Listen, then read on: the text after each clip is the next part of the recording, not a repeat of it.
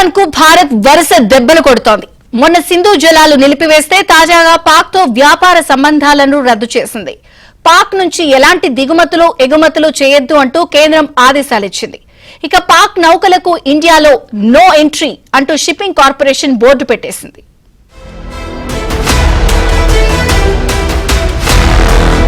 పహల్గాం ఉగ్రదాడి తర్వాత పాకిస్తాన్ ను భారత్ అష్టదిగ్బంధం చేస్తోంది. మొన్న సింధు జలాల ఒప్పందాన్ని రద్దుతో పాటు పాక్ పౌరులకు వీసాలు నిలిపివేసిన నేపథ్యంలో కేంద్రం మరోసారి కీలక నిర్ణయాలు తీసుకుంది. పాక్ నుంచి వచ్చే దిగుమతులపై నిషేధం విధించింది. ఈ మేరకు కేంద్ర వాణిజ్య మంత్రిత్వ శాఖ తాజాగా నోటిఫికేషన్ విడుదల చేసింది. మన దేశం నుంచి పాకిస్తాన్ కు ఎగుమతయ్యే అన్ని ఉత్పత్తులకు ఈ నిషేధం వర్తిస్తుందని స్పష్టం చేసింది. అనుమతులు ఉన్న ఉత్పత్తులైనా స్వేచ్ఛాయుత దిగుమతులైనా సరే పాక్ నుంచి ఎలాంటి వస్తువులను అనుమతించబోమని, ఈ నిషేధం తక్షణమే అమల్లోకి వస్తుంది. తదుపరి ఉత్తర్వులు వెలువడే వరకు ఈ ఆంక్షలు కొనసాగుతాయని కేంద్రం స్పష్టం చేసింది.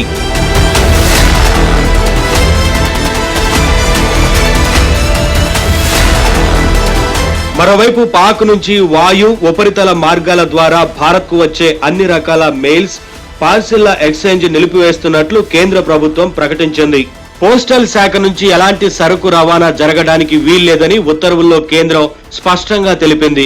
ఇదిలా ఉంటే పాక్ విమానాలకు మన గగనతలాన్ని మూసివేసిన కేంద్ర ప్రభుత్వం తాజాగా సముద్ర రవాణా మార్గాలను మూసివేసింది. ఆ దేశ జెండాతో ఉన్న ఓడలు భారత పోర్టులోకి రాకుండా కేంద్రం నిషేధం విధించింది. అటు భారత ఓడలు కూడా పాక్ పోర్టులకు వెళ్లకూడదని స్పష్టం చేసింది. మర్చెంట్ షిప్పింగ్ చట్టం 1958లోని సెక్షన్ 411 ప్రకారం ఈ నిర్ణయం తీసుకుంది. అంతేకాకుండా పాకిస్తాన్ కు ఎలక్ట్రానిక్స్, ఈ కామర్స్ వస్తువుల ఎగుమతిని పరిమితం చేయాలని భారత్ భావిస్తున్నట్లు తెలుస్తోంది.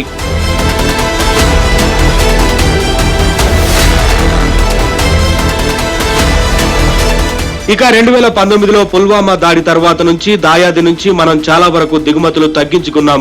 పాక్ ఉత్పత్తులపై కేంద్రం 200% సుంకం విధించింది. కొన్ని రకాల ఫార్మా ఉత్పత్తులు, పండ్లు, నూనె గింజల వంటి వాటిని మాత్రమే దాయాది నుంచి దిగుమతి చేసుకుంటున్నాం.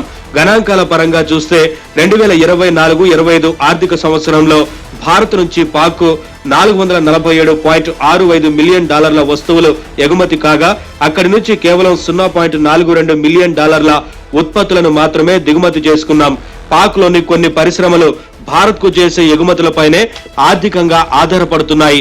ఆర్గానిక్ కెమికల్స్, ప్లాస్టిక్స్, విలువైన లోహ సమ్మేళనాలు, మినరల్ ఫ్యూయల్స్, నూనె ఉత్పత్తులు, కొన్ని రకాల పిండి పదార్థాలు, బంక, ఎంజైమ్స్, వర్ణ ద్రవ్యాలు, మసాలా దినుసులు వంటివి దిగుమతి చేసుకునే వస్తువుల్లో ఉన్నాయి. ఇప్పుడు భారత్ వాటిపై నిషేధం విధించడంతో పాక్ లో ఆయా రంగాల పరిశ్రమలు కుదేలయ్యే అవకాశం ఉంది.